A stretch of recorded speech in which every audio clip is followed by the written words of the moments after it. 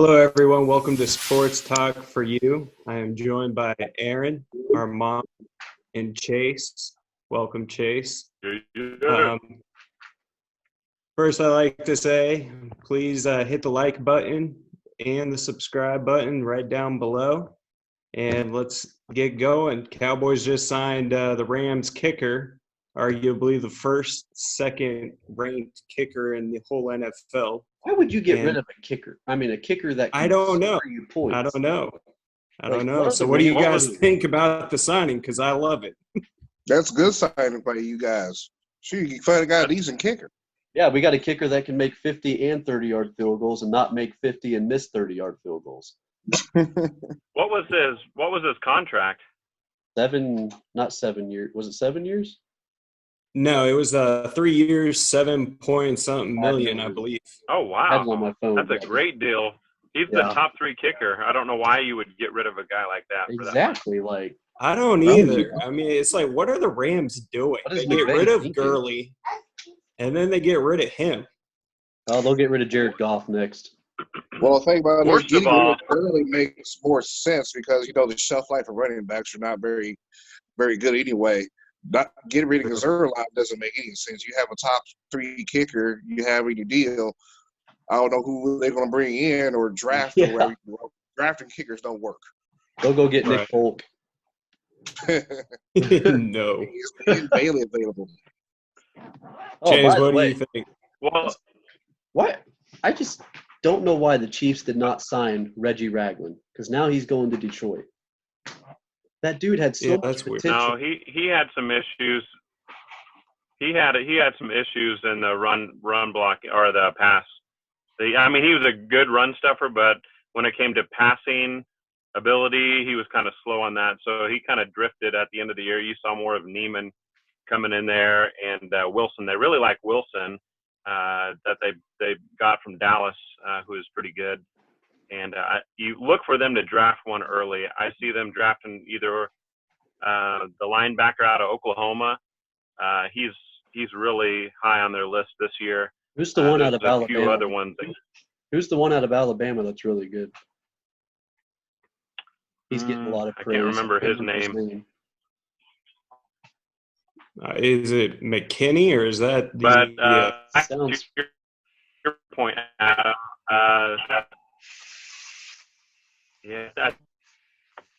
But back to your point about the Rams, you think about Houston, what Houston could have done. They could have kept Hopkins and just signed Gurley. You could have had your running back and your receiver in the same place. And I know there were some things going on with Hopkins and the head coach there, but the way you look at it, you could have had Gurley and Hopkins.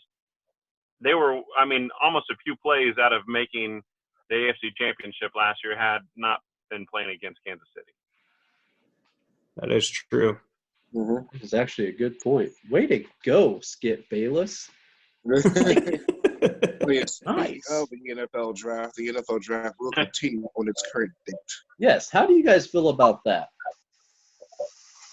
I love it. I think it's great.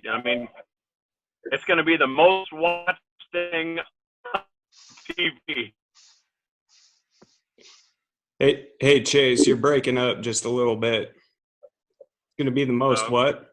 It's going to be the most watched thing on TV, he said. Yeah, the most watched thing on TV. Draft. Yeah. Yeah, there you go.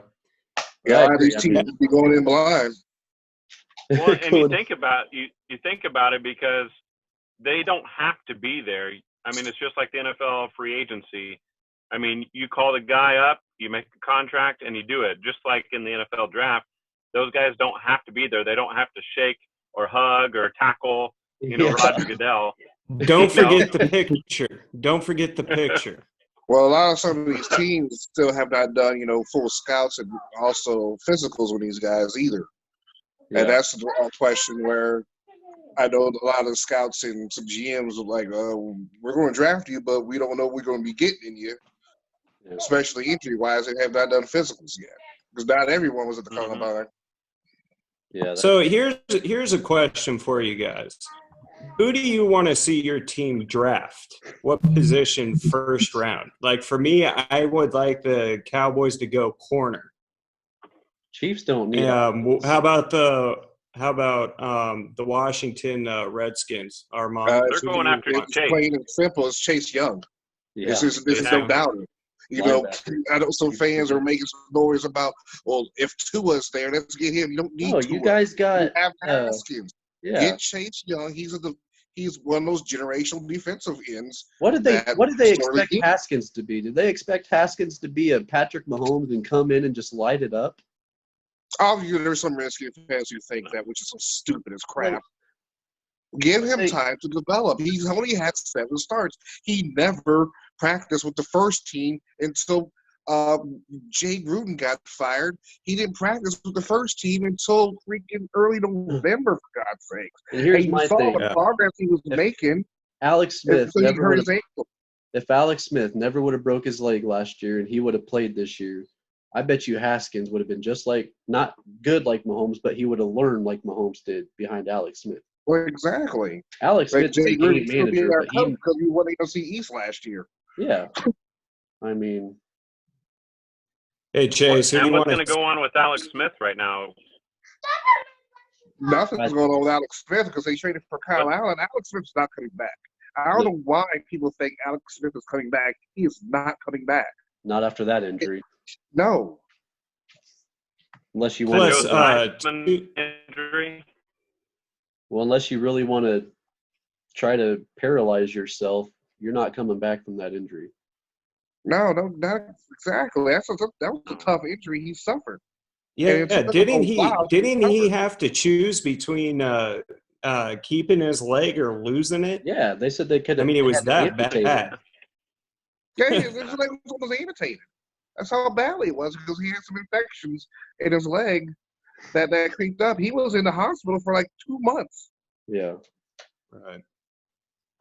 Who do you want to see the Chiefs picking up, Chase?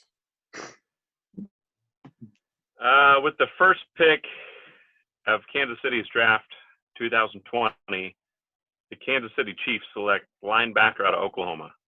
Or I would like him just because I think he fits a lot of what we do on defense, kind of shore that up a little bit. Another way I can see them going, that J.K. Dobbins, running back of Ohio State. I know we have Damian Williams, but he's only on a 1-year deal right now. The way he came off in the Super Bowl, he looked really good, but he's got 1 year left on his deal. But if you can get a guy like Dobbins, that Kareem Hunt-esque, without the problems that he has, I think that's a very good potential for him to fall there as well. And then corner. If they don't bring back Rashard Breeland, I definitely like them going after a corner early. He wants to stay in the first KC, or second round, maybe even sliding down and picking up, getting rid of that 32nd pick to pick up, a second and third or a second and fourth round pick. Yeah. Yeah. All right, now Aaron, how about you? Let's get to this. Chase pretty much said what I wanted to say. We just need defense. Offense, why in the hell would the Chiefs go after offense? They got the biggest offense. Dude. They get more weapons. Go get CeeDee Lamb. Add on to that receiver core? I don't know. Or go get maybe another tight end since Blake Bell's now. And Demetrius Harris is a free agent. Go back after him. He knows how to catch now. He's had experience. Yeah. But here's my thing. What do you guys – oh. Go ahead. No, I was just going to say about the Blake Bell thing. You brought up a good point of, I liked him in Kansas City, but one thing that I was talking about this morning is I was surprised that Andy Reid didn't do more of the belldozer with him this season, bringing him in on that QB sneak, especially in that Denver game. We could have used him in that Denver game instead of putting Patrick Mahomes on the line and breaking his kneecap. Yeah. But I would have liked to have seen the belldozer in there, kind of getting some goal line touches like he did at Oklahoma. But hats off to Blake. I think Kansas City offered him a chance to come back, but he got a little bit more money to go to Dallas, which is understandable. He's got a Super Bowl ring, and get paid a little bit more to go to Dallas and a better chance to play. Because you got Travis Kelce in Kansas City, And then you look at Dallas, they've got Jarvin, which, I mean, is decent, but, I mean, at least there's better competition for him to get more playing time in Dallas. Yeah. I agree. I like the signing. Now, here's the thing. Joe Burrow said, what was it, late? I think it was before the national championship. If Cincinnati chooses me, I will play in Cincinnati. Do you think he'll play Cincinnati, or do you think he'll want to go somewhere else? Of course he will play. He'd be a fool not to. That's It's a chance to rebuild a program, a team there. Why go the route of John Elway or Eli Manning back in the day?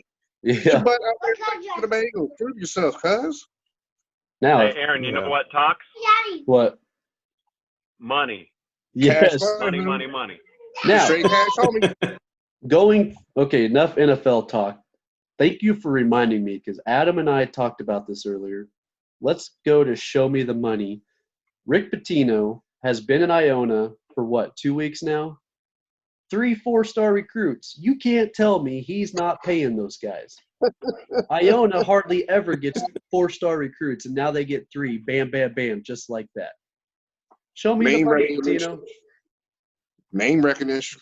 Yeah, well, that too, yeah. That, or maybe they got hot girlfriends he's wanting. I don't know, something. Hey, we got name recognition and Coach Pitino to prove a winner. Shoot, you're going to get players. Those cheerleaders over in Iona. Speaking of, Yeah, it's just crazy. He just steps out on the scene, and already so many people want to go play for him. I mean, we're talking about Iona. yeah. Don't make me go Herm Edwards on you. It's Iona. And I guarantee you, he'll be in Iona for 2 years until the big programs calls him. He's going to prove himself about a year or two, and then someone's going to call him like, hey, you want to come coach blah, blah, blah? I'm like, oh, yeah, he gone. He's not going to be in Iona for more than 2 years. And speaking of college basketball, Wichita State now had their 8th player transfer today. But I want to sit here and tell Wichita State fans to stop freaking out, because, first of all, you still have 5 guys coming back. 3 of those guys played more minutes out of pretty much everybody. Etienne's going to be a stud. Dexter Dennis has hit his mark. He's going to be a stud. Joseph At-Bilal, who redshirted, this guy they're saying could be possibly the freshman of the year in the American next year with the way he plays. Marshall is going after JUCO and grad transfers. One of these guys is going to sign, or a couple. People need to stop freaking out. This has happened before. Marshall knows how to coach. And people, Aaron, soccer fans, you got to understand the transfer rules now in place have been so lax. You can transfer and not sit out a year. It's almost like free agency in NCAA basketball right now. Exactly. You have Mississippi State, 5 guys transferred. You have the programs have Syracuse had 5 or 6 transfer this year. There's over 410 transfers in the portal. Chase, what were you going to say to me? Oh, I was just going to say, Wichita State fans, I mean, yeah, you got to be patient and things like that. One thing that we got to know, and Marshall has to know, is adaptation to his players. And I know that we could get into this all day, but you know, you look at guys like Huggy Bear in West Virginia. That guy is like a monster coach, and he yells and screams and everything else. But he has that fine line on his when to you know, kind of get on him and when not to. You notice a lot of the season went by, and Stevenson would be shooting, and then he'd like pull him out and he'd put in a guy that was, you know, I was like, man, keep giving this guy some time to kind of build up some playing time. But, you know, I think Marshall knows that now. I think he's going to adapt better this next year. He knows, you know, maybe some certain things that went on that, you know, maybe he'll not do or do better this time. And, you know, that's the biggest thing, is just adapting to this new generation. This new generation of players is different than what we've seen the last 5 or 10 years. From players coming out in the NCAA. And I think a lot of that goes back to the coaches that we had on our bench the last few years that have transferred to other teams, respectively. But I think they were kind of that glue piece to kind of hold those players in. If Marshall did get onto them, I think they kind of were that balance there. Well, Chris you bring Jansen's this the up, biggest thing. loss. And Greg Foyer. Yes, that guy. James Foyer and Forbes were huge losses to that Yes. staff. But And the you thing look at is, those though, two are doing right now. these other assistants, they've had a year under Marshall now, or 2 years. Now they know the players that Marshall wants. But Chase, you bring up a very good point. Even Greg Marshall has said he needs to do a bit more adaptation to these players. It's not like back. Heck, it's changed since when Fred, Ron, and that crew, Olmstead was there. It has changed a lot, which is unfortunate. It's unfortunate. It's how society is. Yeah. And these players, they come over to AAU. They get praise, and then they go up to Division I, and all of a sudden they get criticism like, "Oh no, we're not used to this. I'm going to ball up and cry sometimes." They got to get used to that criticism. I mean, the thing is, under Greg Marshall, you're not going to score 25, 30 points a game. No. It's just he's a team guy. He's not a one-on-one take 20 shots a game type coach. Fred averaged 11 points in his career at Wichita State. And now look at him. He's the sixth man of the year in Toronto in a big championship. Yeah. Yeah. All right. Well, we're going to wrap this show up for today. We'll have plenty of more shows coming up next week. Chase, thanks for joining us. Yeah, thanks for having me on. Boys, it was a good show. Good talk, good NFL talk. Next week, we will get into the Major League Baseball and the petition that was signed and approved today. Sounds good. Sounds good, guys. Thanks, boys. Yep, have a good one. Don't forget to hit the subscription button and like our page. Hit the like. Hit that like button on that Facebook page, fellas. Follow on Twitter. All right, boys. Have a good day. Opposed? Day 2. See you next time. Thank you.